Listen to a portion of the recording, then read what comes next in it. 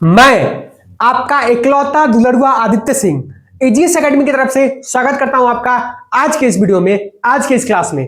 जैसा कि आपने थंबनेल देख करके आए हैं, class 10 CBSE 2026 paper leak, class 10 CBSE 2026 paper leak, तो वैसा ही आपको पेपर लीक यहां पे मिलेगा। एग्जाम से पहले आपको टॉपिक का क्वेश्चन मिलेगा कि किस किस टॉपिक से क्वेश्चन पूछा जा सकता है।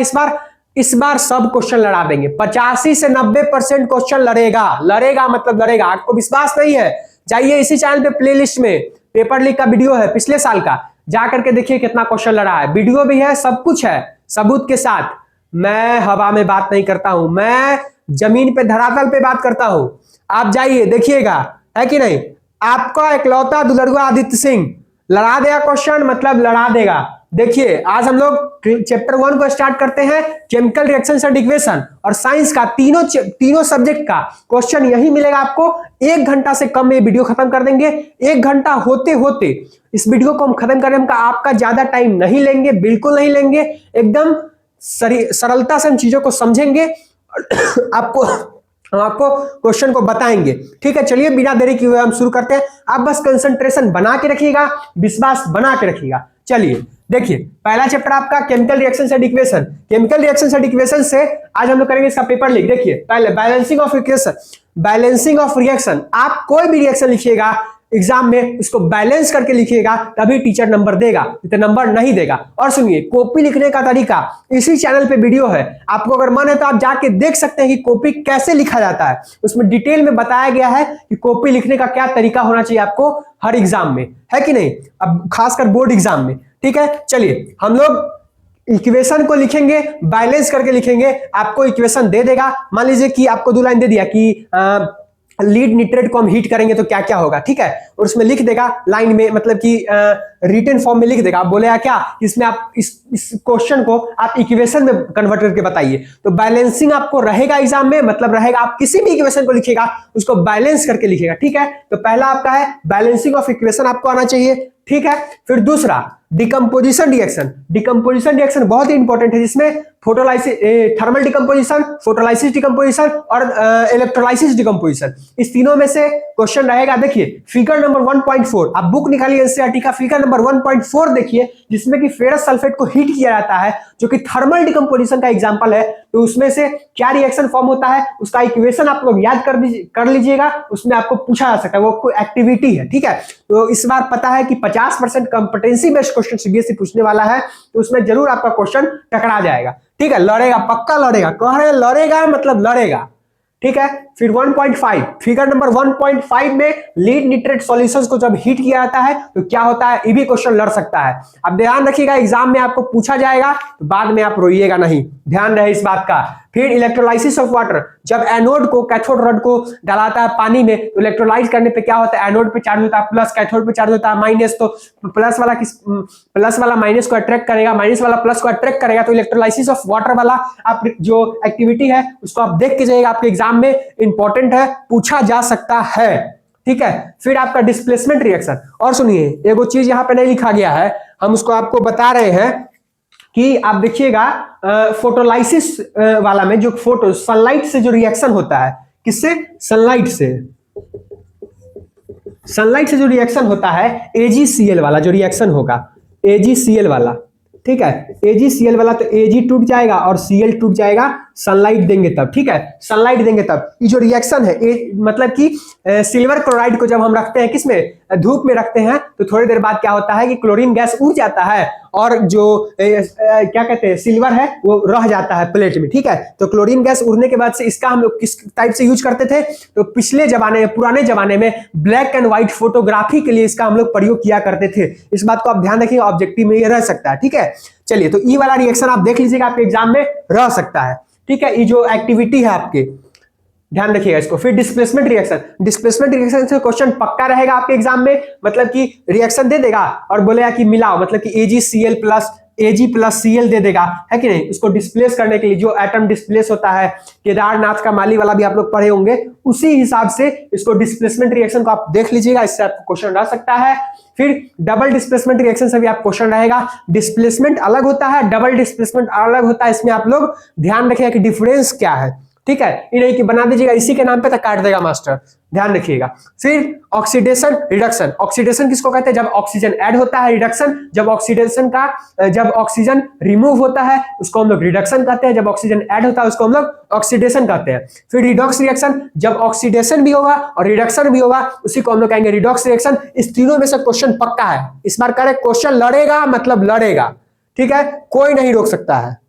अब देखिए हाउ टू प्रिवेंट रेंसिडिटी, मतलब कि रेंसिडिटी को हम लोग प्रिवेंट कैसे कर सकते हैं? तो जैसे कि चिप्स का पैकेट होता है, वेफर्स का पैकेट होता है, तो उसको हम लोग क्या कहेंगे? उसमें नाइट्रोजन गैस भरेंगे, ऑक्सीजन के बदले नाइट्रोजन गैस भर देंगे, तब वो खराब नहीं होगा। अब देखिएगा दुकान में जाते हैं तो कोई कोई पैकेट लेते हैं इसमें कि जो गैसवा आता है वो निकल गया रहता है, तो वो खाना जो है ऑक्सीडाइज हो गया रहता है, तो खाना खराब हो गया तो मसुआ गया होता है, ठीक है। हम लोग खाना बना के डायरेक्ट सनलाइट में नहीं रख देंगे, है कि नहीं, तो खाना खराब हो जाएगा, उसका टेस्ट और स्मेल क्या होगा? चेंज होगा। तो 5 को इसका आप लोग पॉइंट याद कर लीजिएगा कि क्या क्या पॉइंट है इसको प्रिवेंट करने का, किसको? रेंसिडिटी को प्रिवेंट करने का। इससे बाहर आपका क्वेश्चन नहीं रहेगा इस चैप्टर से। आपको जितना एक्टिविटी बताया गया है उसको रट लीजिएगा। और सुनिए, मैग्नीशियम रिबन वाला जो एक्टिविटी है आपका, किसका? Magnesium ribbon.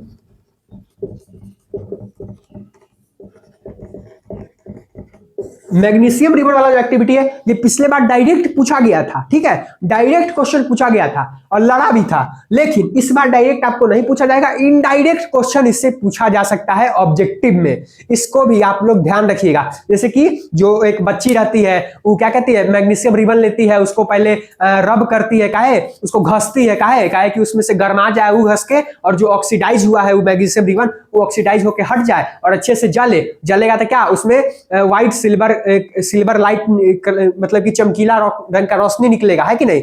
तो ई वाला जो एक्टिविटी है आप लोग पढ़ लीजिए, इससे इनडायरेक्ट क्वेश्चन रह सकता है, ठीक है। इससे इस चैप्टर से इससे बाहर क्वेश्चन नहीं रहेगा, मतलब नहीं रहेगा।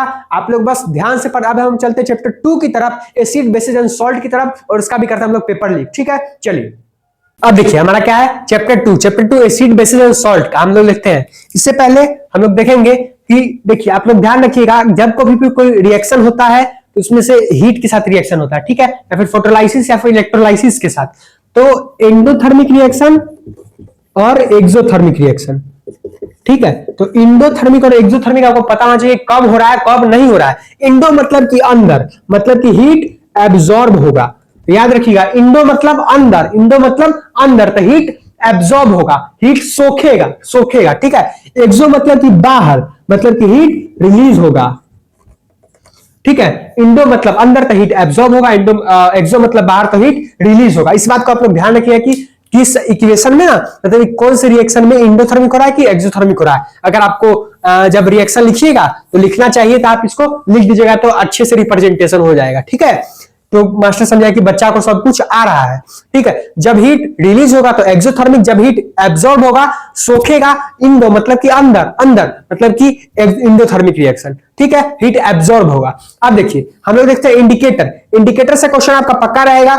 इंडिकेटर से जैसे कि लिटमस में एसिड डालेंगे तो रेड, लिटमस में बेस डालेंगे तो ब्लू, ठीक है। और इसमें जैसे कि टर्मरिक पाउडर है, हल्दी, जो कि हमारा नेचुरल इंडिकेटर है, इससे आपका क्वेश्चन रह सकता है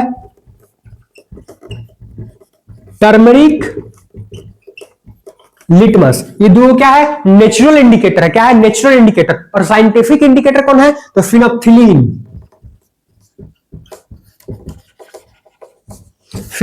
जो है हमारा क्या साइंटिफिक इंडिकेटर है। और दूसरा देखिए फिनोप्थिलीन और मिथाइल ऑरेंज, मिथाइल ऑरेंज जो क्या है हमारा साइंटिफिक इंडिकेटर है। तो इस टाइप का क्वेश्चन रह सकता है कि लिटमस में एसिड डालेंगे तो क्या होगा, बेस डालेंगे तो क्या होगा। टर्मरिक पाउडर जो कि हमारा नेचुरल इंडिकेटर है, टर्मरिक मतलब कि हल्दी पाउडर कैसे काम करता है नेचुरल इंडिकेटर के रूप में, लिटमस पेपर कैसे काम करता है नेचुरल इंडिकेटर के रूप में। ऑब्जेक्टिव में क्वेश्चन देखने को मिलेगा, मतलब मिलेगा, ठीक है। फिर फिनोप्थिलीन और मिथाइल ऑरेंज का भी केस पढ़ लीजिएगा, आपको इंडिकेटर में बस इतना ही है। CO2 गैस, जब कैल्शियम कार्बोनेट जब कैल्शियम कार्बोनेट या फिर मेटल कार्बोनेट रिएक्ट करता है एसिड से, तो हमारा क्या बनता है? सॉल्ट प्लस वाटर, और कार्बन डाइऑक्साइड गैस रिलीज होता है। कार्बन डाइऑक्साइड गैस रिलीज हो, देखिए ना, ये वाला जो रिएक्शन है CaCO3 प्लस जो HCl है, जब रिएक्ट करेगा तो हमारा सॉल्ट प्लस वाटर बनेगा और CO2 गैस रिलीज होगा। और CO2 गैस क्या करेगा, जब लाइम वाटर से पास होगा, CO2 गैस जब लाइम वाटर से पास होता है तो हमारा क्या मिल्की में टर्न होता है, किसमें टर्न्स इनटू मिल्की, क्या टर्न्स इनटू मिल्की। जब वो मिल्की बन जाता है तो ये वाला जो यही है टेस्ट ऑफ CO2 गैस, जो ये है आपका इंपॉर्टेंट है एग्जाम के पॉइंट ऑफ व्यू से, आप लोग इसको देख लीजिएगा, पढ़ लीजिएगा। जब मेटल कार्बोनेट और हाइड्रोजन कार्बोनेट रिएक्ट करता है एसिड के साथ तो हमारा सॉल्ट प्लस वाटर बनता है और कार्बन डाइऑक्साइड गैस रिलीज होता है। वही कार्बन डाइऑक्साइड गैस जो लाइम वाटर से पास होता है तो लाइम वाटर जो है वो मिल्की कलर का हो जाता है, मतलब कि दूध की कलर का हो जाता है, व्हाइट कलर का हो जाता है। ठीक है, अब देखिए ये भी आपके एग्जाम के पॉइंट ऑफ व्यू से इंपॉर्टेंट है। पीएच स्केल से क्वेश्चन पक्का रहने वाला है। PH scale 0 to 14, 0 to 14। देखिए जब हम आप याद रखिएगा, टीथ का पीएच, सॉइल का पीएच, डाइजेस्टिव सिस्टम पाचन तंत्र का पीएच, हमारे पेट में HCl मौजूद होता है जो कि खाना को तोड़ देता है कि नहीं, खाना को डाइजेस्ट करने में मदद करता है। इसका भी ध्यान रखिएगा। सॉइल का पीएच 7 होना चाहिए। अगर सॉइल का पीएच अगर 7, पीएच अगर सॉइल का 7 है, 7 है तो न्यूट्रल सॉइल है, उसमें प्लांट ग्रोथ अच्छे से होगा, मतलब कि जो क्रॉप हम उगाएंगे वो अच्छे से मतलब कि ग्रोथ करेगा। ठीक है, तो सॉइल का पीएच 7 होता है, 7 होता है तो क्या अच्छा रहता है। और फिर टीथ का पीएच, जो दांत का पीएच 5.5 होता है, इसको आप लोग याद रखें, ऑब्जेक्टिव में पूछा सकता है कि दांत का पीएच कितना होता है, सॉइल का पीएच कितना होता है कि नहीं। और इसका यूज भी आप लोग देख लीजिएगा कि पीएच स्केल का यूज क्या करते हैं एवरीडे लाइफ में, हम रोजमर्रा के जीवन में क्या चीज का कैसे यूज करते हैं, पीएच स्केल का। ठीक है, पीएच स्केल कैसे काम करता है। फिर न्यूट्रलाइजेशन रिएक्शन, न्यूट्रलाइजेशन रिएक्शन में देखिएगा कि जब एसिड प्लस बेस रिएक्ट करता है, जब weak acid plus weak base react करता है तो हमारा बेसिक सॉल्ट बनता है। फिर हमारा स्ट्रॉन्ग एसिड और स्ट्रॉन्ग बेस रिएक्ट करता है तो हमारा न्यूट्रल सॉल्ट बनता है। फिर हमें स्ट्रॉन्ग एसिड और वीक बेस रिएक्ट करता है तो हमारा क्या एसिडिक सॉल्ट बनता है। ठीक है, तो इसको आप लोग देख लीजिएगा, इसको आप लोग ध्यान रखिएगा कि एसिड बेस रिएक्ट करता है तो क्या होता है, इससे आपको एक क्वेश्चन पक्का रहेगा। फिर ब्लीचिंग पाउडर का यूज भी आप लोग याद रखिएगा, इसमें भी यूज, इसमें भी यूज, इसमें use. Bleaching powder, washing soda, washing powder और plaster of Paris, doctor use करते हैं प्लास्टर ऑफ पेरिस का, है कि नहीं। जिप्सम को जब हम 373 डिग्री केल्विन पे हीट करते हैं तो हमारा जिप्सम को जब हम 373 केल्विन पे हीट करते हैं तो हमारा प्लास्टर ऑफ पेरिस का जो केस है उसको आप लोग देख लीजिएगा। वॉशिंग सोडा का जो क्या मतलब क्या कहते हैं, वॉशिंग सोडा NaHCO3 वाला जो है इक्वेशन, इसको देख लीजिएगा पक्का। इसमें से एक और एक क्वेश्चन आपका रहेगा, 2 नंबरी या फिर 3 नंबरी में क्वेश्चन इसमें से पक्का रहने वाला है आपको। ब्लीचिंग पाउडर, बेकिंग सोडा या फिर प्लास्टर ऑफ पेरिस या फिर वॉशिंग सोडा में से क्वेश्चन रहेगा। एक्सोथर्मिक रिएक्शन, इंडोथर्मिक रिएक्शन, एक्सो मतलब क्या होता है, इंडो मतलब क्या होता है, ध्यान रखिएगा। जो लिटमस का केस है, जो नेचुरल इंडिकेटर कौन है, क्या कहते हैं साइंटिफिक इंडिकेटर कौन है, इसको आप लोग एक एक बार बस पढ़ लीजिएगा तो आपको याद हो जाएगा। ठीक है, चलिए हम चलते हैं चैप्टर 3 की तरफ, मेटल्स एंड नॉन मेटल्स। अब देखो हुआ चैप्टर नंबर 3 मतलब कि एसिड, मेटल्स और नॉन मेटल्स। चैप्टर नंबर 3 कौन है, मेटल्स और नॉन मेटल्स। इसमें देखो सबसे पहले फिजिकल प्रॉपर्टीज ऑफ मेटल, इससे क्वेश्चन रहेगा, मतलब रहेगा ऑब्जेक्टिव क्वेश्चन बनेगा इससे पक्का। 1 से 2 ऑब्जेक्टिव तो पक्का बनेगा, जैसे कि प्रोटॉन जो है वो सोनोरिटी साउंड प्रोड्यूस करता है, मेटल जो है वो गुड कंडक्टर ऑफ हीट होता है, गुड कंडक्टर ऑफ इलेक्ट्रिसिटी होता है। मेटल जनरली बहुत ज्यादा हार्ड होता है, लेकिन सोडियम और पोटेशियम ही ऐसा मेटल इसको हम लोग चाकू से काट सकते हैं। इस बात को याद रखिए, सोडियम और पोटेशियम जो ऐसा मेटल इसको हम लोग चाकू से इजिली कट करते हैं, किससे, नाइफ से, चाकू से। तो मेटल का फिजिकल प्रॉपर्टी कुछ एक्सेप्शन भी है। डायमंड जैसे कि बहुत ज्यादा हार्ड होता है कि नहीं, बहुत ज्यादा हार्ड होता है जो कि इलेक्ट्रिसिटी को कंडक्ट नहीं करता है, लेकिन जनरली मेटल क्या करते हैं, इलेक्ट्रिसिटी को कंडक्ट करते हैं। सबसे ज्यादा गुड कंडक्टर ऑफ इलेक्ट्रिसिटी कौन है, तो हमारा सिल्वर है, लेकिन हम लोग सिल्वर को घर के वायरिंग में यूज नहीं करते क्योंकि वो ज्यादा इतना ज्यादा ना हीट को, जो इलेक्ट्रिसिटी को पास कराता है कि सिल्वर जो है पिघल जाता है, इसलिए हम लोग उसके जगह पे कॉपर का यूज करते हैं। तो ये पूरा पढ़ लीजिएगा, डक्टिलिटी, मेलिएबिलिटी, कंडक्शन, हीट और इलेक्ट्रिसिटी का कंडक्शन, इसमें से एक क्वेश्चन पक्का आपका बनेगा, 1 से 2 क्वेश्चन इसमें से पक्का बनेगा, मतलब बनेगा, जरूर रहने वाला है इस बार। और देखो फिर मेटल्स, और जब मेटल रिएक्ट करता है किससे, वाटर से, और जब एसिड से रिएक्ट करता है तो क्या होता है, इसका भी आप लोग रिएक्शन पढ़ लीजिएगा। रिएक्शन बहुत ज्यादा इंपॉर्टेंट है, इसलिए आप लोग पढ़ लीजिएगा। जब मेटल वाटर से और एसिड से रिएक्ट करता है तो क्या होता है, ये भी इंपॉर्टेंट है। फिर हम आपका एक्वारेजिया, एक्वारेजिया क्या होता है, मतलब कि जो प्लेटिनियम और गोल्ड होते हैं वो बहुत ज्यादा हार्ड मेटल होते हैं, मतलब कि हार्ड कहने का मतलब कि बहुत ज्यादा सॉफ्ट होते हैं, लेकिन ये किसी भी केमिकल एसिड से रिएक्ट होकर के टूटते नहीं है। लेकिन एक्वारेजिया एक ऐसा सॉल्यूशन है जो कि 3:1 का, कितना 3:1 का, 3:1 की रेशियो में हम लोग 3 और 1 के रेशियो मतलब कंसंट्रेटेड हाइड्रोक्लोरिक एसिड और कंसंट्रेटेड नाइट्रिक एसिड को लेते हैं और उसको हम लोग मिलाते हैं, सॉल्यूशन बनाते हैं और उसमें हम लोग गोल्ड और प्लेटिनियम को डालते हैं, तो गोल्ड और प्लेटिनियम को इतने ज्यादा स्ट्रॉन्ग सॉल्यूशन बन जाता है कि उसको भी घुलाने का शक्ति रखता है, घुला देता है कि नहीं। तो एक्वारेजिया क्या है, इसका भी आप लोग केस पढ़ लीजिएगा, आपके एग्जाम के पॉइंट ऑफ व्यू से इंपॉर्टेंट है। फिर आयोनिक बॉन्ड फॉर्मेशन पक्का आ गया। आयोनिक बॉन्ड फॉर्मेशन जो NaCl मेटल और नॉन मेटल के साथ जब रिएक्ट करता है तो हमारा आयोनिक बॉन्ड या तो डॉट के फॉर्म में या तो क्रॉस के फॉर्म में बताइए, ऐसे वाला। तो ये वाला भी इंपॉर्टेंट है आपके एग्जाम के पॉइंट ऑफ व्यू से और रह भी सकता है, ठीक है, रह सकता है क्या, रहेगा ही रहेगा, ठीक है। फिर एक्सट्रैक्शन ऑफ मेटल, जो हम लोग मेटलर्जी वाला टॉपिक है आपका, एक्सट्रैक्शन ऑफ मेटल, जब हम मेटल को हम एक्सट्रैक्ट कैसे करते हैं ओर से, सबसे पहले हम लोग ओर को खन के लाते हैं, खन के लाने के बाद उसको क्या करते हैं हम लोग, ओर को पहले साफ करते हैं, है कि नहीं, कंसंट्रेट करते हैं, उसको साफ करते हैं, फिर हम उसमें से मेटल को अलग करते हैं, उसी को हम लोग कहते हैं एक्सट्रैक्शन ऑफ मेटल। फिर मेटल को अलग करते हैं तो फिर जो गंदगी कुछ बच जाता है उसको हम लोग इलेक्ट्रोलाइट रिफाइनिंग से हम लोग मेटल का इलेक्ट्रोलाइट रिफाइनिंग करते हैं। तो इसी को हम लोग कहते हैं, यही जो है आपका मेटलर्जी वाला पार्ट, ये आपका इंपॉर्टेंट है एग्जाम के पॉइंट ऑफ व्यू से, पक्का VVI है कि नहीं, ये दोनों टॉपिक VVI है आपके एग्जाम में रहेगा, मतलब रहेगा क्या, और को हम लोग क्या, extraction of metal, concentration of metal, electrolyte refining of metal, है कि नहीं। एक तरफ हम क्या करेंगे, एनोड रॉड लगाएंगे, एक तरफ एनोड, एक तरफ कैथोड, एक पे प्लस एक पे माइनस, एनोड पे प्लस कैथोड पे माइनस। फिर जो है जो यहाँ पे नीचे में हमारा मेटल को जब हम रिफाइन करेंगे तो नीचे में एनोड मड बच जाएगा, है कि नहीं। इसको आपका फिगर बनाने के लिए भी दिया जा सकता है, इंपॉर्टेंट है, ठीक है। फिर जो मेटल होगा, मेटल चल जाएगा किस पे, माइनस वाले पे, इस पे चल जाएगा मेटल, तो रॉड मोटा होने लगेगा, है कि नहीं। और इस पे से जो हमारा मतलब कि जो हमारा क्या कहते हैं अनरिफाइंड मेटल है, इम्प्योर मेटल है, उस पे से टूटने लगेगा और इस पे जाने लगेगा। ये वाला जो आपका जो इलेक्ट्रोलाइट रिफाइनिंग वाला जो फिगर दिया गया है, ये एग्जाम की पॉइंट ऑफ व्यू से आपको बहुत ज्यादा इंपॉर्टेंट, नीचे में एनोड मड बच जाए, मतलब कि मेटल का जो गंदगी होगा, जो हम लोग गंदगी को साफ किए, वो गंदगी हमारा बच जाएगा और साफ मेटल इस पे जाकर के चला जाएगा, रॉड क्या होगा, मोटा हो जाएगा। और इसमें एक बात याद रखिएगा, इसमें जो हम सॉल्यूशन लेंगे उसी मेटल का लेंगे जिस मेटल को हम लोग साफ करेंगे। अगर कॉपर को साफ करेंगे तो कॉपर का ही CuSO4 मतलब कि कॉपर सल्फेट ही लेंगे, जिंक को साफ करेंगे तो जिंक सल्फेट ही लेंगे, और इसमें थोड़ा सा एसिडिफाइड सॉल्यूशन डालेंगे। सॉल्यूशन तो मिला ही देंगे, थोड़ा सा हम लोग एसिड भी डाल देंगे ताकि जल्दी से मतलब कि इलेक्ट्रिसिटी अच्छे से कंडक्ट हो सके, ठीक है। तो ये वाला जो है आपका इनकम की पॉइंट ऑफ व्यू से बहुत ही इंपॉर्टेंट है, एक्सट्रैक्शन ऑफ मेटल और इलेक्ट्रोलाइसिस रिफाइनिंग ऑफ मेटल, ठीक है, मेटलर्जी वाले टॉपिक से। फिर हमारा प्रिवेंट कोरिजन को हम प्रिवेंट करने के लिए, जंग लगने को प्रिवेंट करने को क्या कहते हैं, तो पेंटिंग, गैल्वेनाइजेशन, इस सब मेथड का हम लोग उपयोग करते हैं, है कि नहीं। किसमें, कोरिजन को प्रिवेंट करने के लिए हम लोग क्या करते हैं, मान लीजिए कि छड़ खराब नहीं, आपके घर में ग्रिल है तो ग्रिल खराब नहीं, तो उसके लिए क्या करते हैं हम लोग, पेंट मारते हैं, ग्रीसिंग करते हैं, वायलिंग करते हैं, है कि नहीं, पेंटिंग करते हैं। ये प्रिवेंटेशन, आप इसका भी 5 गो कम से कम याद रखिए, क्या 5 गो पॉइंट, है कि नहीं।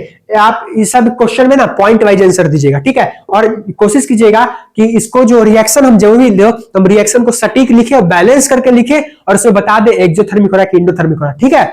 चलिए अब चलते चैप्टर नंबर 4 की तरफ, कार्बोनेट्स कंपाउंड। इससे ज्यादा आपके एग्जाम के पॉइंट ऑफ व्यू से मतलब कि यही इंपॉर्टेंट जो टॉपिक है वही हम आपको बताएं, ठीक है। फिर रिएक्टिविटी सीरीज, आप रिएक्टिविटी सीरीज को जरूर याद कर लीजिएगा, ताकि रिएक्टिविटी सीरीज जो है ना आपके एग्जाम में आपको ना मतलब कि जो इक्वेशन है, इक्वेशन को लिखने में बहुत ज्यादा मददगार साबित होगा। रिएक्टिविटी, केदारनाथ का माली वाला जो रिएक्टिविटी सीरीज है उसको आप जरूर से जरूर याद कर लीजिएगा, ठीक है। फिर एक बात और, जो गोल्ड पे था तो आप याद रखिएगा कि गोल्ड जो है 24 कैरेट गोल्ड जो होता है वो प्योर गोल्ड बहुत ही ज्यादा सॉफ्ट होता है, इसीलिए हम लोग 22 कैरेट गोल्ड का यूज करते हैं ज्वेलरी बनाने के लिए, या फिर किसी मतलब ज्वेलरी बनाने के लिए किसका 22 कैरेट गोल्ड का यूज करते हैं। उसमें जो 2 पार्ट है ना, 2 पार्ट कॉपर, 2 पार्ट जो है सिल्वर और कॉपर का डालते हैं, एक पार्ट सिल्वर का और एक पार्ट कॉपर का डालते हैं। इसको भी आप लोग याद रखिएगा, कहीं पूछ दे, ठीक है। चलिए हम लोग चल चैप्टर नंबर 4 की तरफ, कार्बोनेट्स कंपाउंड की तरफ। आप बस बने रहिए, आपको पक्का, आपको वादा करते हैं कि इसमें से क्वेश्चन आएगा, आप घबराइए नहीं।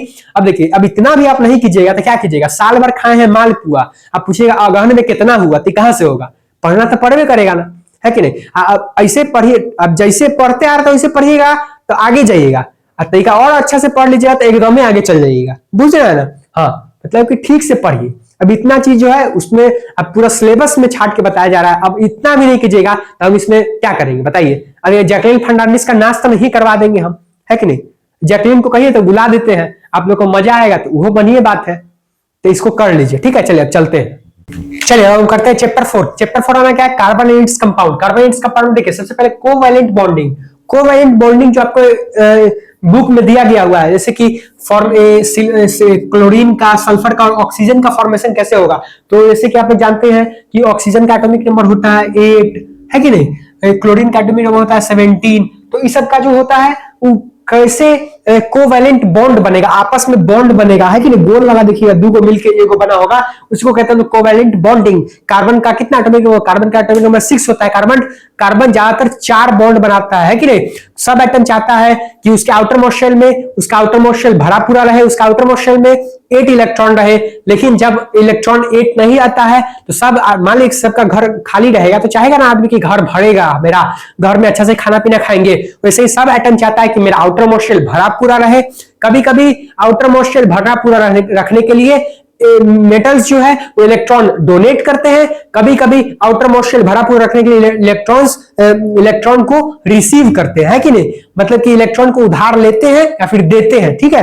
तो मेटल से काम करते हैं। तो कोवैलेंट बॉन्ड वाला ये आपके एग्जाम में रहने वाला है। फिर आपका शेप ऑफ डायमंड। डायमंड का शेप कैसा होता है, डायमंड का शेप टेट्राहेड्रल होता है। डायमंड इलेक्ट्रिसिटी को कंडक्ट नहीं करता, लेकिन ग्रेफाइट का शेप, जो ग्रेफाइट है वो इलेक्ट्रिसिटी को कंडक्ट करता है। ग्रेफाइट है वो इलेक्ट्रिसिटी को कंडक्ट करता है। और ग्रेफाइट का जो शेप होता है वो हेक्सागोनल होता है। ग्रेफाइट, डायमंड का शेप टेट्राहेड्रल, ग्रेफाइट का शेप हेक्सागोनल। इसका आपके एग्जाम में ऑब्जेक्टिव क्वेश्चन में देखने को मिलेगा। ग्रेफाइट का शेप हेक्सागोनल और डायमंड का शेप टेट्राहेड्रल, ठीक है। इलेक्ट्रिसिटी को कंडक्ट नहीं करता है, इलेक्ट्रिसिटी को कंडक्ट करता है। फंक्शनल ग्रुप आप नोमेनक्लेचर, जो कि नामकरण वाला टॉपिक है कि नहीं।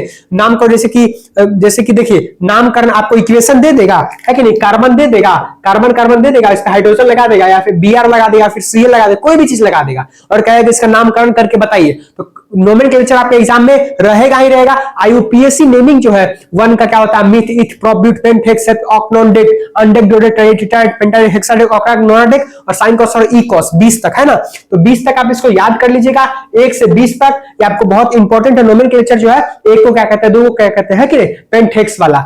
तो ये आप याद कर लीजिएगा, आपके एग्जाम के पॉइंट ऑफ व्यू से बहुत ज्यादा इंपॉर्टेंट टॉपिक है। IUPAC नेमिंग वाला, ये रहेगा तो रहेगा, ठीक है। फिर आपका prefix suffix of different homologous, मतलब कि अलग अलग होमोलोगस सीरीज का जो अलग अलग प्रीफिक्स है, सफिक्स है, Cl है, Br है, ओइक एसिड है।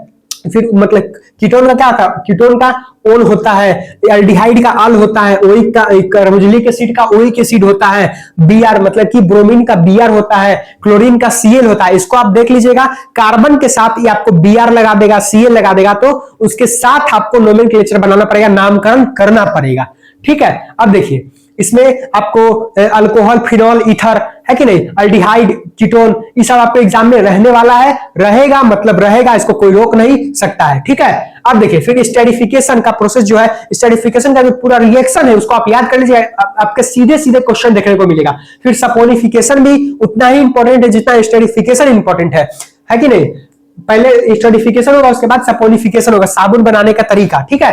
अब देखिए, सोप और डिटर्जेंट का यूज। सोप और डिटर्जेंट में आप लोग जानते हैं कि आपके बुक में फिगर दिया होगा ऐसे ऐसे, ठीक है। इसमें सोप है, इसका हेड को कहते हैं हाइड्रोफिलिक और टेल को कहते हैं हाइड्रोफोबिक। हाइड्रोफिलिक का क्या काम है, हाइड्रोफोबिक का क्या काम है कि नहीं। आपके ऑब्जेक्टिव क्वेश्चन में देखने को मिला कि हेड को क्या कहते हैं और टेल को क्या कहते हैं। तो हाइड्रोफिलिक और हाइड्रोफोबिक याद रखिएगा। और डिटर्जेंट और सोप कैसे काम करता है ये भी आपके एग्जाम में रहने वाला है, ठीक है। फिर आपका ऑक्सीडेशन का दिया गया नीचे, जब हम लोग CH3 CH2 और OH को रिएक्ट कर हीट करेंगे किसके, KMnO4 के प्रेजेंस में या फिर एसिडिफाइड K2Cr2O7 के प्रेजेंस में, तुम्हारा बनेगा एसिटिक एसिड, जिसको किसी को हम लोग कहते हैं इथेनोइक एसिड। इथेनोइक एसिड, ठीक है। कार्बनिक कंपाउंड आपके ऑर्गेनिक केमिस्ट्री का चैप्टर है, आपके एग्जाम में रहने ही वाला है। इतना जितना टॉपिक बताएं इसमें से पक्का मिलेगा तो मिलेगा। IUPAC नेमिंग तो लिखल है, स्टेरिफिकेशन, सपोनिफिकेशन, सोप वाला केस, डिटर्जेंट वाला केस रहेगा मतलब रहेगा, कोई नहीं रोक सकता। Alcohol, phenol, ether, carboxylic acid, ketone, इससे रहेगा क्वेश्चन, रहेगा मतलब रहेगा, ठीक है। हम लोग चलते हैं फिजिक्स की तरफ। फिजिक्स का करने चैप्टर 1 का पेपर लीक। एगो चीज छूट गया, देखिए जो फ्लेम वाला टॉपिक है आपका, फ्लेम वाला, तो कब सूती फ्लेम कब निकलेगा, नॉन सूती फ्लेम कब निकलेगा। तो देखिए जब कभी एलपीजी गैस स्टोव को हम चलाएंगे तो हमारा ब्लू कलर का फ्लेम निकलेगा जो कि सूती होगा। हमारा किस कलर का, ब्लू कलर का फ्लेम निकलेगा जो कि सूती होगा, है कि ब्लू कलर का फ्लेम निकलेगा एलपीजी गैस से जो कि सूती होगा। और हम किसी फ्यूल को जलाएंगे, जैसे कि हम लोग मिट्टी तेल को जलाएंगे, केरोसिन ऑयल को जलाएंगे, तो हमारा येलो कलर का फ्लेम निकलेगा। कैसा, येलो कलर का फ्लेम निकलेगा जो कि नॉन सूती होगा। ठीक है, SWTY नॉन सूती होगा। ठीक है, जब हम ब्लू कलर का फ्लेम कब निकलेगा, तो जब हम एलपीजी गैस को जलाएंगे तो ब्लू कलर का फ्लेम निकलेगा। जब येलो कलर का फ्लेम कब निकलेगा, तो हम लोग केरोसिन ऑयल को या फिर किसी भी ऑयल को जलाएंगे तो हम लोग येलो कलर का फ्लेम हमको देखने को मिलेगा। इसको भी आप लोग याद रखिएगा, एक नंबर क्वेश्चन है। चलिए हम चैप्टर 2 की तरफ।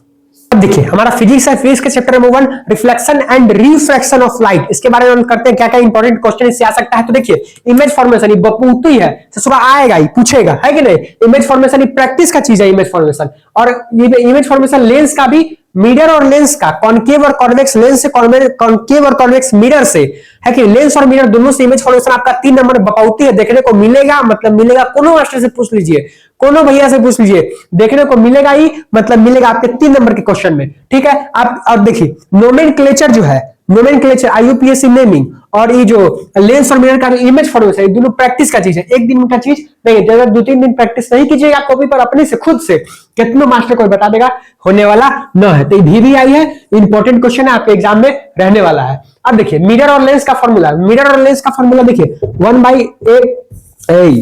1/f equal to 1/v plus 1/u। ठीक है, मिरर में प्लस और लेंस में माइनस, तो 1/f equal to 1/v 1/u। ठीक है, 1/u, 1/v plus minus 1/u। तो मिरर में हमेशा याद रखिएगा, मिरर में प्लस और लेंस में माइनस, है कि नहीं। न्यूमेरिकल आएगा, इससे न्यूमेरिकल आपको आ सकता है, न्यूमेरिकल बपौती है, न्यूमेरिकल पूछवे करेगा इससे।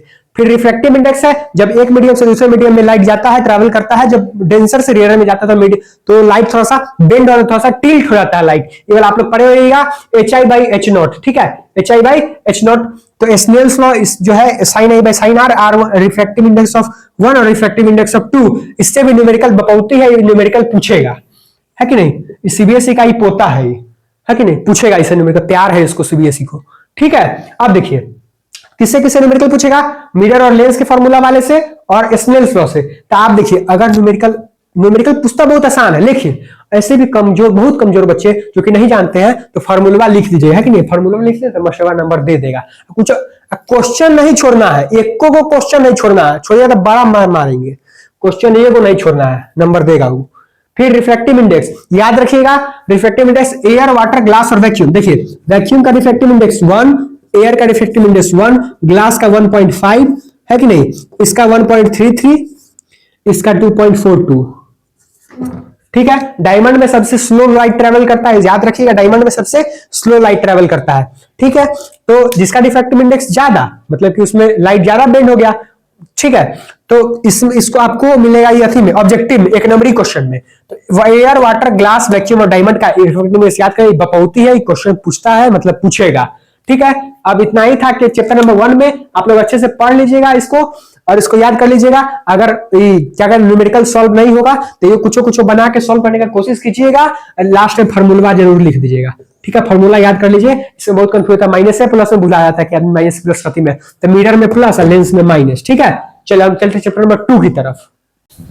अच्छा वो चले देखिए, हम लोग चलते चैप्टर नंबर 3 की तरफ, है कि नहीं, सॉरी चैप्टर नंबर 2 जो कि आपका फिजिक्स का human I and the colourful world. इसमें से ये भी बहुत इंपॉर्टेंट चैप्टर है। इसमें सबसे पहले मायोपिया, हाइपर मायोपिया और प्रेस मायोपिया, ये तीनों का क्या काम है, सो कैसे होता है, सो रिमीडी मतलब कि ठीक करने का तरीका, और डायग्राम इंपॉर्टेंट है। आप जब भी लिखिएगा 2 नंबरी क्वेश्चन आएगा मायोपिया पे, हाइपर मायोपिया, प्रेस मायोपिया पे, डायग्राम जरूर से जरूर बनाइएगा। जो डायग्राम है इसी वीडियो के डिस्क्रिप्शन में जाइए और उसमें जाकर के पीडीएफ होगा डायग्राम वाला, उससे बाहर डायग्राम नहीं आएगा। उसी पीडीएफ में 15-16 को डायग्राम है, उसी डायग्राम को देख लीजिए, पूरे साइंस का वो डायग्राम है इंपॉर्टेंट वाला। ठीक है, पिछले बार नेफ्रॉन का पूछ दिया था। अब देखिए छोड़िए वो सब। देखिए मायोपिया है, मायोपिया में कैसे होता है, तो मायोपिया में क्या होता है, तो मायोपिया में आदमी को दूर का दिखाई देता है, सॉरी दूर का नहीं दिखाई देता, पास का अच्छा से दिखाई देता है, पेपर ऊपर अच्छे से पढ़ लेता है, लेकिन दूर का दिखाई नहीं देता। 20 सेंटीमीटर तक का जो आदमी का नॉर्मल दूरी है वो अच्छे से दिखाई नहीं देता, धुंधला ब्लर ब्लर दिखाई देता है। इसको हम लोग ठीक करने के लिए माइनस लेंस का यूज करते हैं, मतलब कि कॉनकेव लेंस का यूज करते हैं। किसका? कॉनकेव लेंस का यूज करते हैं और माइनस लेंस का यूज करते हैं। इसमें क्या होता है कि फोकल लेंथ बहुत ज्यादा हो जाता है, इलोंगेशन ऑफ आई बॉल बड़ा बड़ा, मतलब कि आंख का जो बॉल है वो बड़ा बड़ा हो जाता है, फोकल लेंथ भी इंक्रीज हो जाता है, और इसमें माइनस लेंस का यूज करते हैं इसको ठीक करने के लिए। ठीक है, इसी को हम लोग डाइवर्जिंग लेंस कहते हैं, मतलब कि इसमें जो है वो जो फिगर बनता है वो रेटिना से पहले बन जाता है, रेटिना से बिफोर रेटिना, मतलब कि इसमें जो फिगर है वो रेटिना से पहले बन जाता है। ठीक है, और इसको हम ठीक करने के लिए कॉनकेव लेंस का यूज करते हैं, जो कि माइनस लेंस है। ठीक है, हाइपरमायोपिया केस में हम लोग प्लस लेंस का, पॉजिटिव लेंस का यूज करते हैं, जो कि कॉन्वेक्स लेंस है, और इसमें जो होता है फिगर वो बिहाइंड रेटिना के पीछे बनता है। इसको हम लोग ठीक करने के लिए कॉन्वेक्स लेंस का यूज करते हैं। इसमें जो है आईबॉल डिक्रीज हो जाता है, आईबॉल छोटा छोटा हो जाता है, कम जाता है, मतलब छोटा नहीं, छोटा हो जाता है, आईबॉल स्मॉल हो जाता है, फोकल लेंथ कम हो जाता है, इसीलिए ये चीज होता है। इसमें हमको नजदीकी ठीक रहता है, पेपर ऊपर सॉरी नजदीकी ठीक नहीं रहता है, दूरी ठीक रहता, दूर का चीज दिखाई देगा, लेकिन नजदीक का पेपर वो पढ़ने में दिखाई, जैसे कि दयाल जी को ओल्ड एज डिजीज भी है, याद रखिए। ओल्ड एज डिजीज कौन है, तो हमारा हाइपरमायोपिया। फिर है प्रेस बायोपिया में हम लोग कॉनकेव और कॉन्वेक्स दोनों लेंस का यूज करते हैं, मतलब कि इसमें बाईफोकल लेंस का यूज करते हैं। बाईफोकल लेंस मतलब कि इसमें ऊपर में, चश्मा के ऊपर में हम लोग माइनस, मतलब कि दूर का देखने के लिए कॉनकेव लेंस का यूज करते हैं, तो चश्मे के लोअर में हम लोग देखने के लिए पॉजिटिव, मतलब कि कॉन्वेक्स लेंस का यूज करते हैं। नीचे पेपर पढ़ेंगे तो दिमाग लगाइए, चश्मा लगाएंगे, सर चश्मा लगाओ, चश्मा क्या है, चश्मा लगाएंगे तो हम दूर का देखना है, तो दूर का किससे, दूर किसको ठीक करता है, तो हम इसको कॉनकेव को, मायोपिया है तो दूर देखेंगे, चश्मा के ऊपर में कॉनकेव लगाएंगे, मतलब कि माइनस लेंस, चश्मा के नीचे में पॉजिटिव लगाएंगे, मतलब कि प्लस लेंस, नीचे पेपर में पढ़ने में उनको ठीक होगा, है कि नहीं। तो प्लस पॉजिटिव लेंस, माइनस, और इसमें बाईफोकल लेंस का यूज करेंगे। ठीक है, इसका आपको डायग्राम सहित याद रखेगा, क्वेश्चन इससे बनेगा, मतलब बनेगा, कोई भी नहीं रोक सकता इसको क्वेश्चन बनने से, मायोपिया, हाइपरमायोपिया, प्रेस बायोपिया से। ठीक है, फिर ह्यूमन आई का डायग्राम आपको लेबलिंग करने के लिए मिल जाएगा उसमें क्वेश्चन में। ठीक है, refractive index of glass through prism, देखिए रिफ्रैक्शन ऑफ ग्लास प्रिज्म जो है आपके बुक में दिया गया ये वाला फिगर है कि नहीं, इधर से काटा है, इधर से काटा, रे काट दिया है, तो वो वाला जो है ना पिछले बार पूछा था, लेकिन इस बार डायरेक्ट तो नहीं पूछेगा, लेकिन आपको इनडायरेक्टली पूछा, न्यूमेरिकल के रूप में पूछा जा सकता है। ठीक है, क्या पूछेगा इससे, न्यूमेरिकल, है कि नहीं, न्यूमेरिकल पूछा जा सकता है, न्यूमेरिकल बन सकता है इसमें। ठीक है, ट्रायंगुलर ग्लास प्रिज्म वाला जो आपका डायग्राम है उसको आप ध्यान दे दीजिएगा। ठीक है, यहाँ जगह नहीं, इसलिए नहीं बनाया है। और इस बार अगर ई नहीं पूछेगा, ई न्यूमेरिकल में पूछेगा, तो ई वाला पक्का पूछेगा, डिस्पर्सन ऑफ ग्लास प्रिज्म। क्या पूछेगा, डिस्पर्सन ऑफ ग्लास प्रिज्म, जो ग्लास प्रिज्म है बीच में, इससे हम व्हाइट लाइट को जब पास करवाते हैं जो 7 रंग में टूट जाता है, VYB GYOR, मतलब कि violet yellow blue green yellow, है कि नहीं, इस सब रंग में टूट जाता है, जो कि ग्लास प्रिज्म से पास करता है लाइट। तो ठीक, इसका आपको पूछेगा था, इसका फिगर बना दीजिएगा, डिस्पर्सन ऑफ व्हाइट लाइट, है कि नहीं। अब देखिए, अब है आपका रेनबो फॉर्मेशन आप लोग ध्यान से रखिएगा। कितने प्रकार के रेनबो, तो 2 प्रकार के, primary rainbow, secondary rainbow. Primary rainbow क्या होता है, प्राइमरी रेनबो जब फॉर्म होता है तो हमारा ऊपर में रेड कलर आता है, कलर ऑर्डर ऑफ कलर जो होता है मेंटेन होता है, secondary rainbow order of colour maintain नहीं होता है। और देखिए हम जल्दी बोल रहे हैं ताकि आपको टाइम, आप सब कुछ पढ़े हुए हैं कि नहीं, रिकॉल हो रहा है जब क्वेश्चन आपको बता रहे हैं। ठीक है, इसीलिए हम जल्दी बोल रहे हैं थोड़ा सा। तो अब देखिए रेनबो फॉर्मेशन क्या होता है, तो जब कभी बारिश का मौसम होता है, बारिश खत्म होने के बाद जो कभी एटमॉस्फेयर मतलब वातावरण में थोड़ा पानी का बूंद जमा हो जाता है, उसके बाद जो बारिश के बाद जो धूप निकलता है, धूप से सनलाइट आता है, तो वो जो पानी का ड्रॉप है, जो ड्रॉप ऑफ वाटर है, वो प्रिज्म की तरह काम करता है, एक्ट लाइक अ प्रिज्म। कैसा, एक्ट लाइक ए प्रिज्म की तरह काम करता है। और इसी में जब हम व्हाइट लाइट हमारा पास होता है तो यही डिस्पर्सन ऑफ लाइट होता है, और इसके बाद रिफ्रैक्शन, फिर लाइट थोड़ा सा बेंड कर जाता है, तो बेंड कर गया तो रिफ्रैक्शन हो गया, और उसके बाद हमारा टोटल इंटरनल रिफ्लेक्शन एक बार होता है। प्राइमरी रेनबो में TIR टोटल इंटरनल रिफ्लेक्शन एक बार होता है, सेकेंडरी रेनबो में टोटल इंटरनल रिफ्लेक्शन 2 बार होता है। सेकेंडरी रेनबो में ऑर्डर ऑफ कलर मेंटेन नहीं होता है, ऊपर में मतलब कि वायलेट कलर होता है, नीचे में रेड कलर होता है सेकेंडरी रेनबो में, और प्राइमरी रेनबो में ऊपर में रेड और नीचे में वायलेट, कलर मेंटेन रहता है, कलर मेंटेन नहीं रहता। ठीक है, अब इसके बाद तो हाँ तो इसका डायग्राम भी, रेनबो फॉर्मेशन में डायग्राम भी याद रख लीजिएगा। इस इंपॉर्टेंट क्वेश्चन है आपके लिए, आपके एग्जाम के पॉइंट ऑफ व्यू से बहुत ज्यादा इंपॉर्टेंट क्वेश्चन है। फिर रिकॉम्बिनेशन ऑफ व्हाइट लाइट, अगर इहो नहीं पूछा है कि नहीं, इहो से सुरा नहीं पूछा तो ई तो धरने से पूछ देगा काहे, जो पहले लोग समझते थे क्या कि जो व्हाइट लाइट है वो प्रिज्म से बना, प्रिज्म से निकलता है कि नहीं, मतलब कि प्रिज्म से मिलके बना है, लेकिन ऐसा नहीं है। व्हाइट लाइट जो है वो दो गो प्रिज्म को, जो आइजैक न्यूटन साहब आए और कहे, आइजैक न्यूटन साहब आए और दो गो प्रिज्म को एक साथ रखे, दो गो प्रिज्म से लाइट पास करवाए तो पहले लोग समझते थे कि 7 कलर जो है वो प्रिज्म से मिलकर बना है, लेकिन प्रिज्म से लाइट निकलता है। लेकिन आइजैक न्यूटन साहब ये कहे कि जब इसमें से प्रिज्म में लाइट पास करवाएंगे तो इसमें से जो डिस्पर्सन ऑफ लाइट पास होगा और उसके बाद 7 कलर में टूट जाएगा। कितने कलर में? 7 कलर में टूट जाएगा। आपके बुक में डायग्राम भी है, आप इसको ध्यान रखें, आपके एग्जाम के पॉइंट ऑफ व्यू से वेरी वेरी इंपॉर्टेंट क्वेश्चन है ये सब।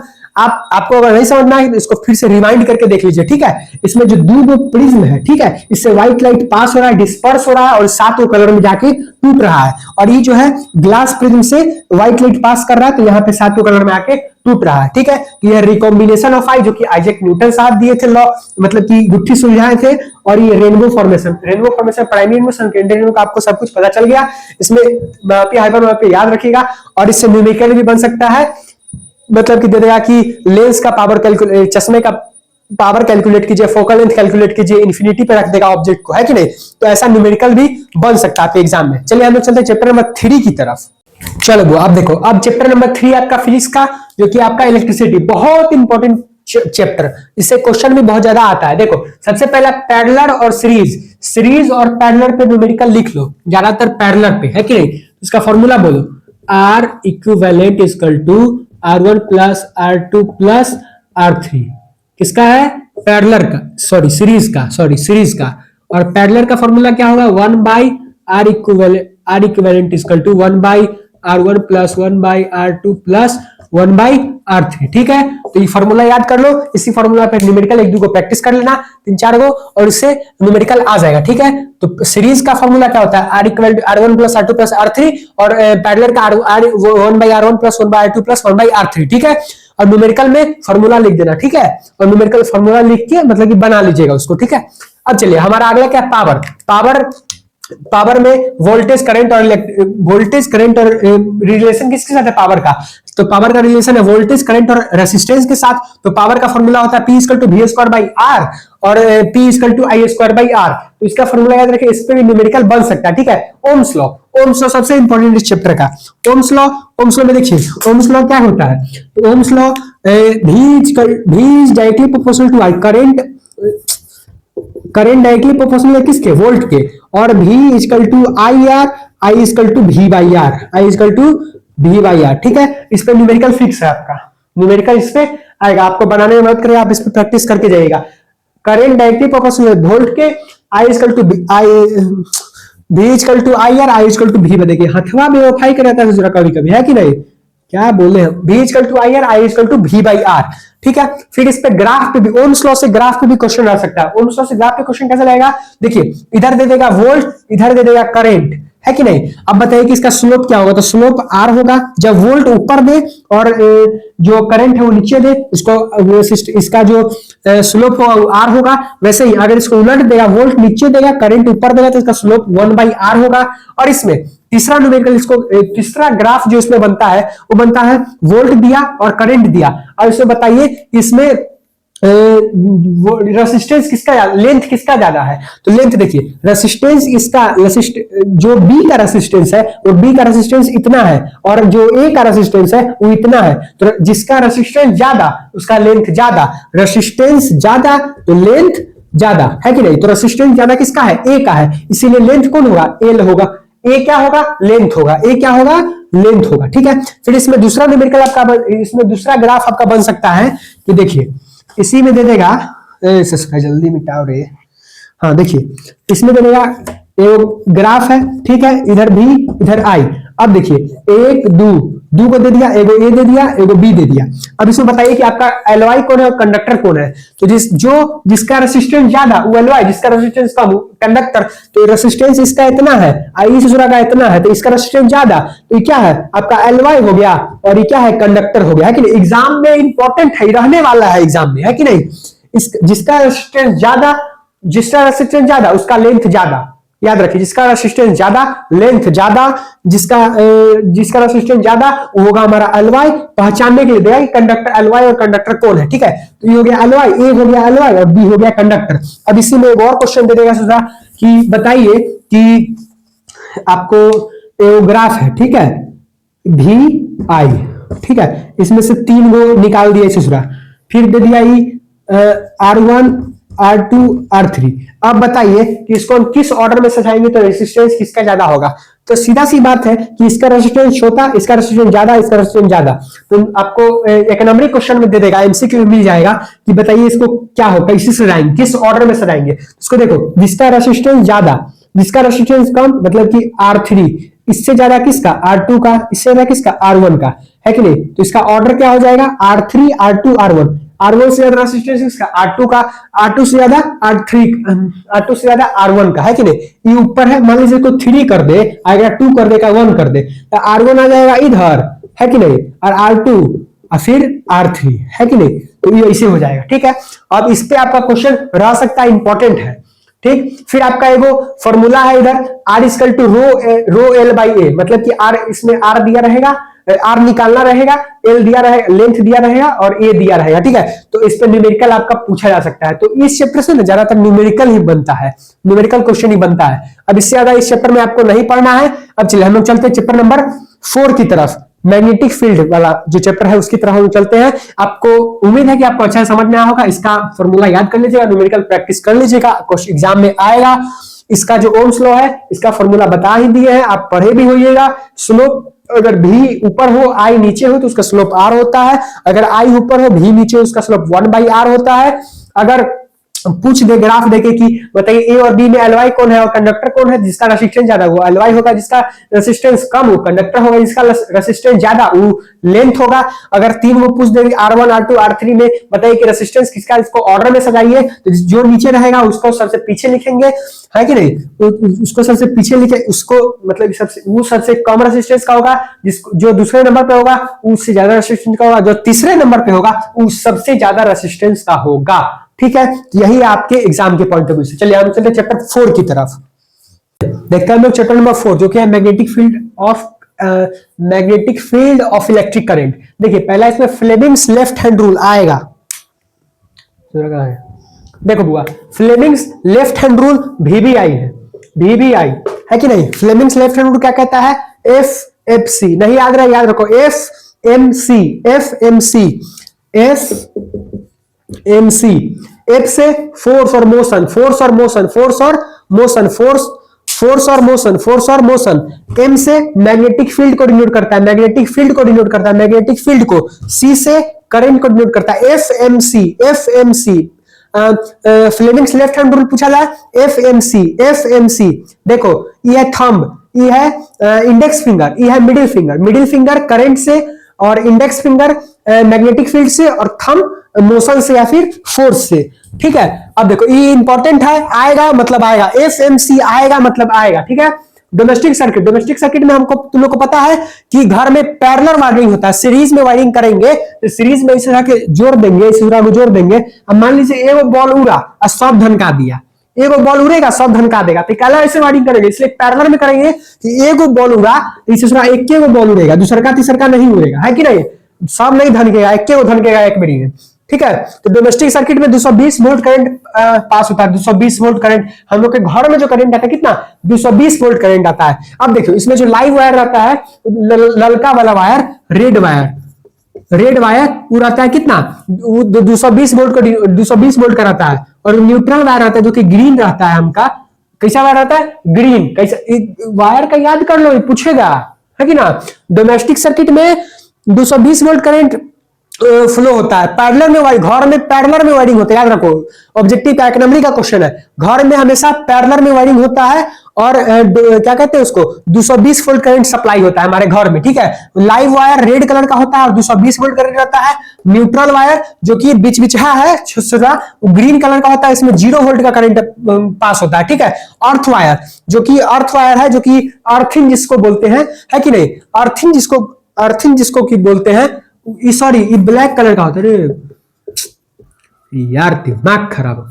देखो न्यूट्रल वायर ब्लैक कलर का, जिसमें कि 0 वोल्ट का बीच बिचहा है कि नहीं। और क्या कहते हैं अर्थ वायर, ये ग्रीन कलर का। कैसा अर्थ वायर, कैसा green, earth wire green, live wire red और neutral wire black. Neutral wire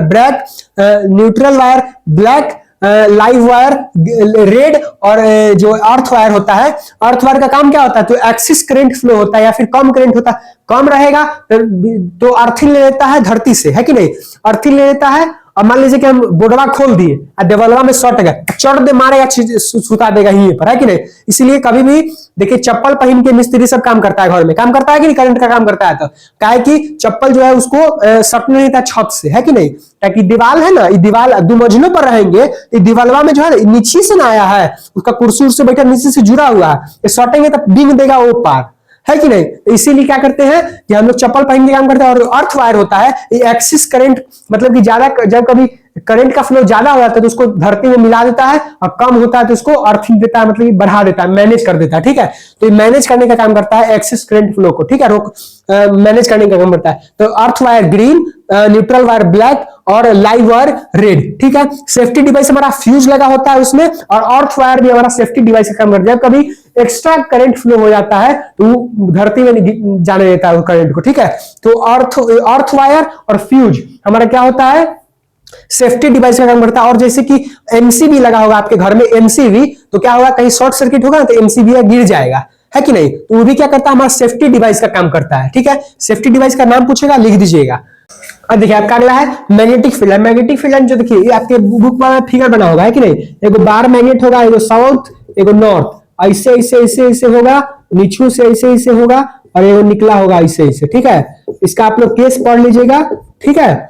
इसका आपको पूछा, मतलब कि बार मैग्नेट पे जो प्रक्रिया होता है ना करंट का, उसी को मैग्नेटिक फील्ड लाइन कहते हैं। और उसका जो केस है उसको थोड़ा सा पढ़ लीजिएगा, है कि नहीं।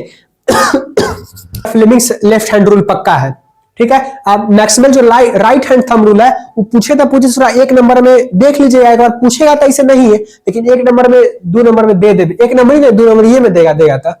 मैग्नेटिक अराउंड सर्कुलर लूप के जो लूप के जो अराउंड मैग्नेटिक फील्ड बनता है, उसको हम लोग क्या चीज से डिनोट करते हैं, क्या क्या कहते हैं। तो देखिए magnetic field lines around due to flow a circular loop में जो मैग्नेटिक फील्ड फ्लो कर रहा है उसी का दिया गया। इसका फॉर्मूला याद कीजिए, करंट का B, magnetic field is directly proportional to current. Magnetic field directly proportional होता है करंट के number of turn. Magnetic field is directly proportional to number of turn, जितना टर्न होगा उतना मैग्नेटिक फील्ड बढ़ेगा।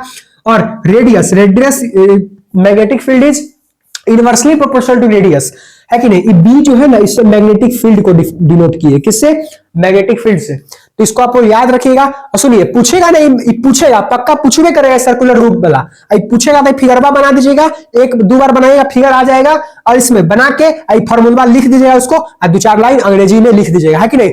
आपके क्वेश्चन में लिखा रहता है कि उत्तर पुस्तिका में परीक्षार्थी अपने शब्दों में खुद अपना उत्तर लिखेंगे, है कि नहीं, अपने स्वयं अपने शब्दों में उत्तर लिखेंगे, नहीं कि किताबी भाषा लिख के देते काटियो देगा, ठीक है। ध्यान रखिएगा इसको, और थोड़ा कॉपी को अच्छा से लिखिएगा। अब हम चलते चैप्टर, हम चलते बायोलॉजी की तरफ। आवर इन्वायरमेंट इसमें बच गया ना, वो हम बायोलॉजी में कवर कर लेंगे, ठीक है। बायोलॉजी के लास्ट चैप्टर में हम उसको देख लेंगे, ठीक है। अब चलते लोग बायोलॉजी की तरफ, बायोलॉजी का चैप्टर नंबर 1 की तरफ। अब देखिए बायो का चैप्टर नंबर 1 लाइफ प्रोसेस। सीधा सीधा क्वेश्चन आएगा, मतलब आएगा। देखिए पहला क्वेश्चन क्या, how the events during photosynthesis. Photosynthesis होने के दौरान क्या क्या इवेंट होता है, क्या क्या घटना घटित होता है, उसके बारे में आपके एग्जाम में 5 नंबर में क्वेश्चन पूछा जा सकता है। आप इसको पढ़ लीजिए, आपके एग्जाम में रहने का बहुत ज्यादा चांस है। ठीक है, व्हाट इज द ओपनिंग और क्लोजिंग ऑफ स्टोमाटा? ओपनिंग और क्लोजिंग, जो स्टोमाटा ओपन होता है और क्लोज होता है पानी भर जाने के कारण, और कैसे होता है ओपनिंग और क्लोजिंग, उसका जो इवेंट है वो आप पढ़ लीजिएगा। आपके एग्जाम में, एग्जाम की पॉइंट ऑफ व्यू से इंपॉर्टेंट है, पूछा जा सकता है। ठीक है, न्यूट्रिशन इन अमीबा, अमीबा में न्यूट्रिशन क्या होता है, अमीबा में न्यूट्रिशन का प्रोसेस क्या है, और उसका फिगर जो आपको बुक में दिया गया है वही पर 3 नंबरी क्वेश्चन है, 3 नंबरी क्वेश्चन है, आने का चांस है। ठीक है, फिर digestion of food, human body में पाचन तंत्र की प्रक्रिया बताइए कि ह्यूमन बॉडी में डाइजेशन कैसे होता है फूड का, किसका, भोजन का, ये भी आपका 5 नंबरी क्वेश्चन है। ठीक है, फिर रेस्पिरेशन, 2 टाइप का रेस्पिरेशन है, पहला एरोबिक, दूसरा एनारोबिक। अगर एरोबिक, अगर देखिए, अगर बस पूछा गया कि आप बताइए एरोबिक रेस्पिरेशन, तो 3 नंबरी में पूछा जाएगा। अगर पूछा गया कि एनारोबिक बताइए तो ये भी 3 नंबरी में, लेकिन दोनों एक बारी पूछ दिया गया, ये दोनों 5 नंबर में मिला के पूछेगा। आपका यही था बायो का चैप्टर नंबर 1 से क्वेश्चन सब, आप उसको देख लीजिए, सीधा सीधा क्वेश्चन है, ज्यादा कुछ नहीं करना है, जाके चुपचाप पढ़ लीजिए, शांति से बैठ के आपको क्वेश्चन मिल जाएगा। चलिए चैप्टर नंबर 2 की तरफ चलते हैं।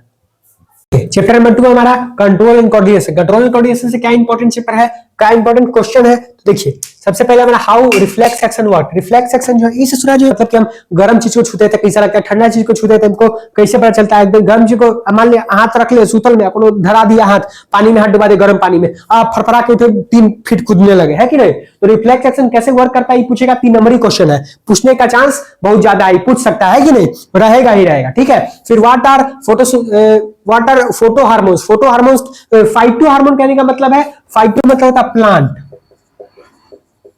ठीक है, फाइटो हार्मोन मतलब कि फाइटो हार्मोन क्या होता है, और इसका 5 को जो मेन प्लांट हार्मोन है उसका बताइए स्पेसिफिक फंक्शन बताइए, मतलब कि ऑक्सिन, साइटोकिनिन, गिबलिन, ये सब जो है ना, ये सब का स्पेसिफिक फंक्शन बताइए। ये आपको पूछेगा, 5 नंबरी क्वेश्चन है कि नहीं, कि प्लांट हार्मोन क्या होता है, इसका जो टाइप है, इस सब का टाइप का आप इसको फंक्शन बताइए, कैसे काम करता है। सुतल वाला पौधा है, गमला में सुतल वाला, वो इंपॉर्टेंट है इस बार।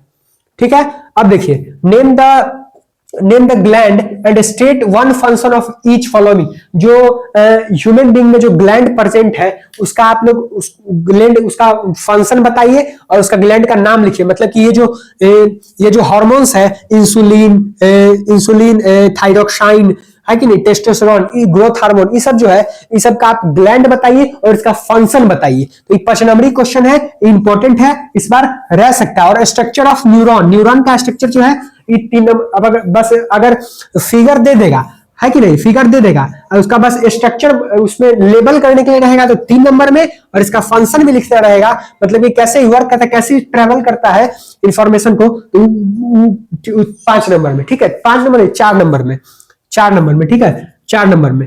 चलिए, तो यही है आपका कंट्रोल एंड कोऑर्डिनेशन से, बस इतना ही। डायरेक्ट क्वेश्चन आप इसको जाकर के सीधे सीधे पढ़ लीजिएगा, आपको निचोड़ मिल जाएगा पूरे चैप्टर का, और आप लोग अच्छे से इसको याद कर लीजिएगा, आपके एग्जाम में आ जाएगा। ठीक है, आप चलते हैं चैप्टर नंबर 3 की तरफ। पूछा जाएगा कितने, 5 नंबर में।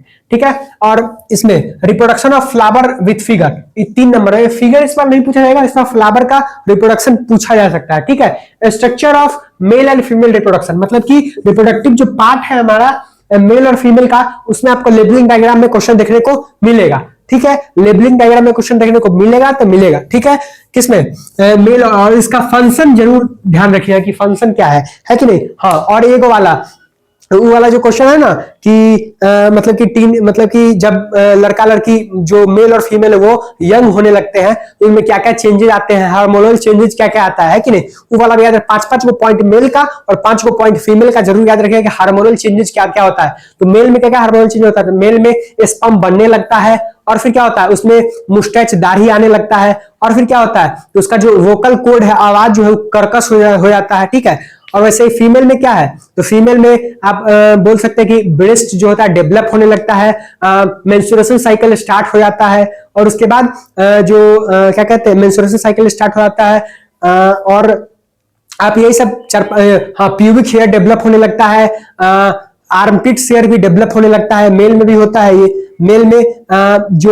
मेल का जो प्राइवेट पार्ट है उसका हेयर भी डेवलप होने लगता है कि नहीं। तो ये सब चीज आप 5 को इसमें से जाके लिख दीजिएगा, उसमें डिफरेंस करने में भी आ सकता है कि नहीं, इंपॉर्टेंट है, इसको आप लोग पढ़ लीजिएगा अच्छे से, ध्यान रखिए। चलते हैं चैप्टर नंबर 4 की तरफ, हेरिडिटी एंड इवोल्यूशन की तरफ। अगला चैप्टर कौन है, heredity and evolution. Heredity and evolution में देखिए पहला हमारा मेंडल का फर्स्ट एक्सपेरिमेंट 5 नंबर में, मेंडल का सेकंड एक्सपेरिमेंट नहीं पूछा जाता, लेकिन याद कर लीजिए, कहीं पूछ दे कोई, पगलवा का कोई ठीक थोड़े है कि नहीं। मेंडल का फर्स्ट एक्सपेरिमेंट 5 नंबर में, मेंडल क्या एक्सपेरिमेंट किया था, मटर के साथ, वो वाला एक्सपेरिमेंट, ठीक है। फिर सेकंड एक्सपेरिमेंट, फिर टाइप्स ऑफ कैरेक्टर, पहला क्या टाइप ऑफ कैरेक्टर होता है, तो डोमिनेंट और रिसेसिव। डोमिनेंट और रिसेसिव क्या होता है, डोमिनेंट जो हमको बाहर से दिखाई देता है, मतलब कि बाल का कलर, मतलब कि क्या क्या बच्चा पैदा होने के बाद क्या क्या उसमें बाबू मतारी का कलर, बाबू मतारी का जो गुण है वो मैच किया है, तो बाबू का नाक, आंख, है कि नहीं कहता कि ये लड़का के देखिए तो पप्पा लिखा कर आंख मिले छे, तो वही वाला है कि नहीं, पिता जैसा आंख मिलेगा, ठीक है।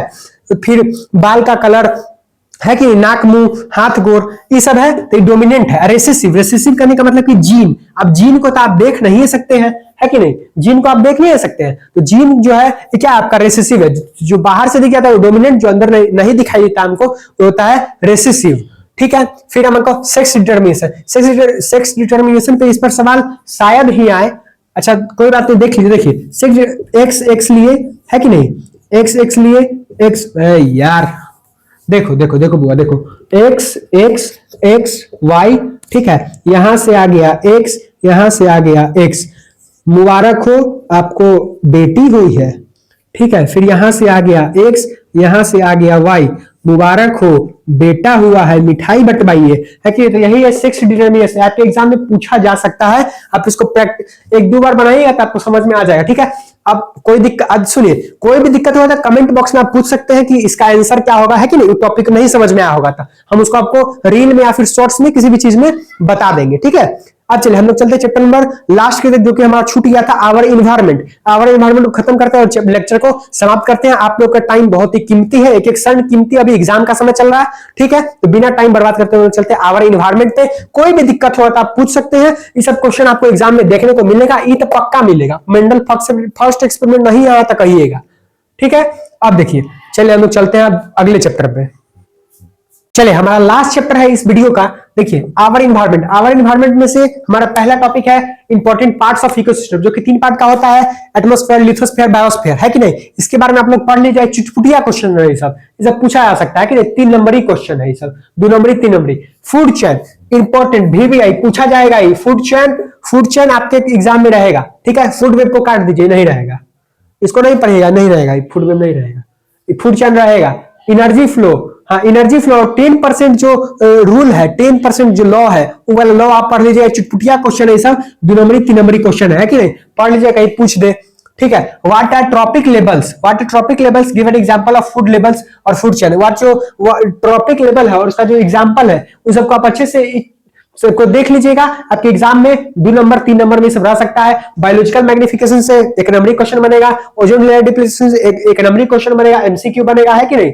फिर हाउ डू एक्टिविटीज, क्या क्या एक्टिविटीज जो कि हमारे इन्वायरमेंट को अफेक्ट करता है, गंदा करता है। सबसे पहले हम लोग जो इंडस्ट्री का वेस्ट हम नदी में डंप करते हैं सीधा सीधी, इसलिए हमारे भारत में नदी सब गंदा है और सरकार उसको साफ करने के बदले पैसा लेती है, लेकिन साफ होता उसे नदी उदी न है कि ना। कहानी पैक है, ओकर से कुछ होता नहीं है, पैसा आता है, खा जाता है। रेखा गुप्ता जो अभी CM है दिल्ली की, वो तो कहानी तो खत्म है, ये पूरा आईफोन उसको बांटने के लिए है, लेकिन अपना विधायक सबको, संसद सबको, लेकिन उसको नदी साफ कराने के लिए नहीं है। एक पंडाल बना के नदी बना दी है, छोड़िए वो सब पागल वाला बात है, वो सब छोड़िए।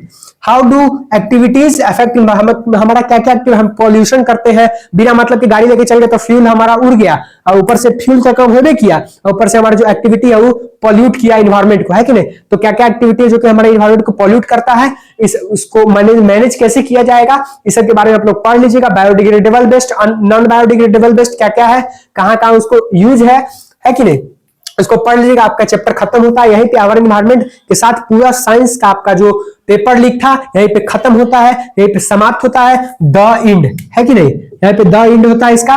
बहुत बहुत धन्यवाद आपको देखना। अगर सुनिए, अगर किस्मत खराब होगा तो क्वेश्चन लड़ जाएगा, किस्मत खराब होगा तो क्वेश्चन लड़ जाएगा, है कि नहीं। हाँ, किस्मत खराब होगा तो क्वेश्चन लड़ जाएगा। कहां से देगा क्वेश्चन, है सिलेबस में से ना देगा, सिलेबस से बाहर से तो देगा नहीं, सिलेबस से बाहर से नहीं देगा तो लड़ेगा। आप लोग आराम से पढ़ के जाइए, ध्यान से जितना बताया गया उतना प्रैक्टिस करके जाइए, इस सब को निकालने में जान निकल जाता है कि नहीं। सामने वाला जो निकाल के देता है उसी को पता चलता है कितना मेहनत का चीज है ये सब। और सुनिए, SST का भी पेपर लीक आएगा आपके एग्जाम से 8-10 दिन पहले आ जाएगा, उसको भी आप लोग देख लीजिएगा। हिंदी का भी पेपर लीक आएगा हिंदी वाले बच्चों के लिए, कि उसको एग्जाम से पहले, है कि नहीं? तो इसको आप लोग देख के जाइएगा एग्जाम में, आपको हम विश्वास दिलाते हैं, आप विश्वास रखिए कि आपका क्वेश्चन आएगा, क्वेश्चन लड़ेगा मतलब लड़ेगा, उसमें कहीं से कोई लेकिन परंतु नहीं है। किस्मत खराब रहता है तो ऊंट पर बैठे आदमी को कुत्ता काट लेता है कि नहीं? तो सो वाला बात नहीं करना है। अब मामा शकुनी कहते हैं मेरे बच्चे रणभूमि में खेलने से पहले मनोभूमि में खेलाता, तू मनोभूमि में ही नहीं खेलेगा तो रणभूमि में कैसे कुरुक्षेत्र में रण चलाएगा, है कि? तो तलवार जो तुम्हारा पेन है वो कहीं चलने नहीं करेगा। और सुनो, एग्जाम में कोई किसी को नहीं बताता, तुमको 17 तारीख को पता चल जाएगा कि कोई किसी को बताता नहीं है, सब अपना अपना लिखता है। चुटपुटिया जो 20 एक नंबरी क्वेश्चन है, लेकिन अब सुनो, जाके कॉपी कैसे लिखना है इसी चैनल पे जाके देखो कि कॉपी लिखने वाला जो वीडियो है अपलोड होगा, जाके उसको देख लो और वैसे ही तुम लोग कॉपी लिख के आना। तो आप लोग आइए कॉपी लिख के, तो अच्छे से आपका नंबर आएगा, ठीक है? नंबर कटेगा नहीं, ठीक है? चलिए धन्यवाद, बहुत बहुत धन्यवाद। एग्जाम के बाद जरूर आके कमेंट में बताइए आपका क्वेश्चन मिला कि नहीं मिला, कि क्या हुआ, ठीक है? और कोई भी दिक्कत हो तो कमेंट बॉक्स में जरूर बताइए। और सुनिए, अकेले अकेले इसका लाभ नहीं उठाना है, दोस्तों सबको बताना है कि नहीं? दोस्तों सबको वीडियो को भेजिए कि भाई तुम भी देख लो, तुम्हारा ही भला हो, है कि नहीं? कर भला तो हो भला वाला बात है, ठीक है? चलिए बहुत बहुत धन्यवाद। कुछ गलती हुआ होगा तो माफ कीजिएगा। हम लोग मिलते हैं फिर अगले वीडियो में आपके एग्जाम के बाद। बहुत बहुत धन्यवाद।